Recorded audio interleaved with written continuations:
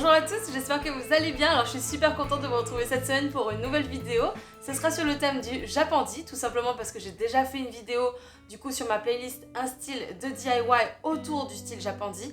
Et cette vidéo a énormément plu, du coup je me suis dit que j'allais vous en reproposer. Alors pour vous récapituler un petit peu pour ceux qui n'ont pas vu la vidéo un style de DIY, je vous la mettrai en barre d'infos donc vous pouvez la retrouver. Néanmoins, si je dois faire un petit récap, le style Japandi c'est un style qui est extrêmement minimaliste avec des matières naturelles et des couleurs très sobres. Et donc du coup ça c'est les quelques mots-clés qui vont me suffire pour en tout cas justifier les créations de ces deux DIY de cette semaine. J'espère que ça va vous plaire. Si c'est le cas, n'hésitez pas à mettre un petit like et à vous abonner à ma chaîne. Et on commence tout de suite. Pour ce DIY, je vais faire un vase dans un esprit minimaliste. Donc j'ai utilisé ces anneaux pour rideaux en bois, trouvé en friperie, mais vous en trouverez aussi tout simplement en magasin de déco aussi. Donc j'ai commencé par enlever les petits crochets dont on n'aura pas l'utilité. Ensuite, j'ai voulu les empiler pour en faire un joli vase et j'ai commencé par les coller au pistolet à colle. Et en fait, ça marche partiellement, je sais pas trop pourquoi, mais du coup, j'avais des pièces qui se décollaient et d'autres pas, donc j'ai finalement tout enlevé. Et j'ai utilisé de la colle à bois, c'est un peu plus long, mais ça marche pour le coup très bien.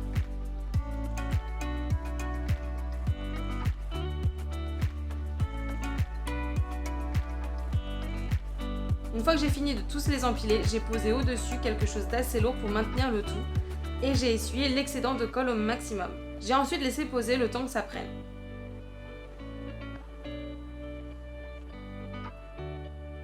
Vient ensuite le moment de faire le fond du vase, donc pour ça j'utilise de l'argile autodurcissante que je viens travailler en forme de rond et je viens ensuite positionner la pile au-dessus pour que ça prenne bien l'empreinte. Donc ensuite j'ai enlevé l'excédent grossièrement avec un couteau, donc la base est assez épaisse. Alors j'ai enlevé ce qui faisait l'épaisseur en raclant sur les côtés et j'ai lissé le tout avec un peu d'eau pour tout terminer.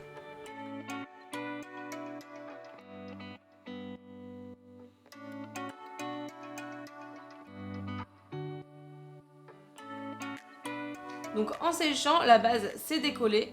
Du coup, j'ai recollé ça avec de la colle à bois, tout simplement, et ça marche très bien.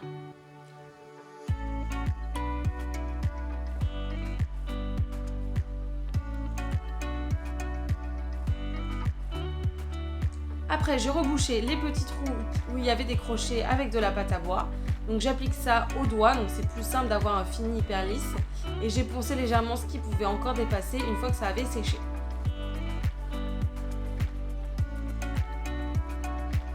Donc vient le moment de le peindre, donc dans un style Japandi, il faut toujours garder des tons neutres. Donc j'ai alors utilisé cet échantillon de peinture de chez Ripolin en teinte beige kianite. Donc j'aime bien ces petits pots pour les DIY, donc je suis pas forcément très forte en mélange de couleurs. Et ces pots permettent d'avoir des teintes vraiment sympas sans se ruiner ni s'encombrer. Donc après avoir appliqué la première couche, j'ai vu que des résidus de colle étaient encore visibles, alors j'ai retiré ça avec un petit couteau de précision. Mais vous pouvez très bien utiliser un cutter, ça marchera très bien. Et du coup pour la deuxième couche, j'ai décidé d'appliquer la même peinture mais avec du bicarbonate de soude qui va apporter un petit peu d'épaisseur. Et donc cette épaisseur elle va permettre de vraiment camoufler les irrégularités du support qui est peint, donc surtout les espaces entre chaque anneau notamment. Et ça marche vraiment bien. Voilà, ce DIY est terminé, j'ai ajouté des chatons de saule à l'intérieur et je trouve que les deux s'accordent à la perfection.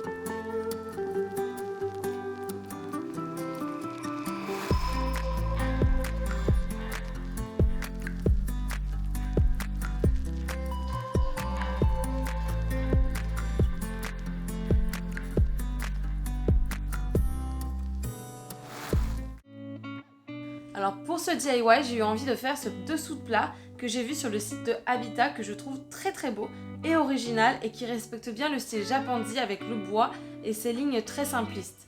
Du coup j'ai commencé par dessiner sur une feuille le dessin, donc parfois c'est plus simple que de faire 1000 calculs. Donc j'ai d'abord fait un triangle équilatéral de 15 cm de côté. À ça j'ai ajouté l'épaisseur d'1,5 cm qui correspond finalement au tasseau que je vais utiliser pour faire ce DIY. Et donc voilà le plus grand triangle. Après j'ai prolongé les lignes intérieures d'un seul côté.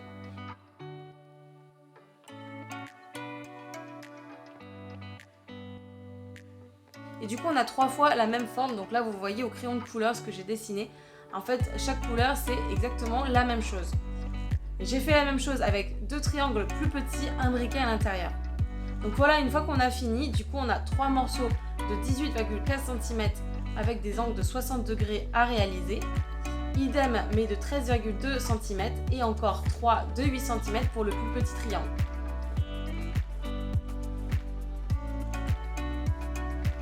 Et je découpe ça dans un tasseau d'1,5 cm par 1,5 cm. Donc voilà ce que ça donne quand tout est découpé. Comme d'habitude, il faut poncer les extrémités pour vraiment lisser et avoir des belles finitions. Je viens ensuite assembler les pièces que je colle avec de la colle à bois.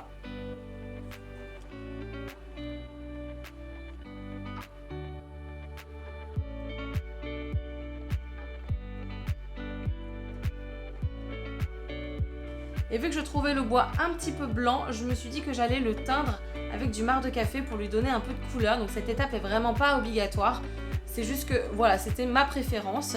J'ai fait une vidéo dédiée sur la teinture du bois, donc n'hésitez pas à aller voir, je vais vous la mettre en barre d'informations. Donc avec les techniques du marc de café, donc ça en met un petit peu partout, mais c'est vraiment une technique sympa et hyper naturelle. Donc c'est vraiment très pratique. Et une fois qu'on a fini la coloration, donc j'ai fait ça en 4 couches. Après on peut attaquer les étapes basiques de vernis et ponçage. Donc il faut appliquer le vernis toujours dans le sens du bois en 3 couches avec une phase de ponçage au grain fin entre chaque étape. Et ça va permettre vraiment au bois de le protéger et qu'il soit beaucoup plus durable. Donc voilà, ce DIY est terminé. J'adore son rendu minimaliste et naturel qui fait de lui vraiment un objet de déco utile et intemporel. Et si jamais vous l'utilisez pas en dessous plat, vous pouvez très bien le poser sur une étagère à la verticale, ça vous fait une super décoration.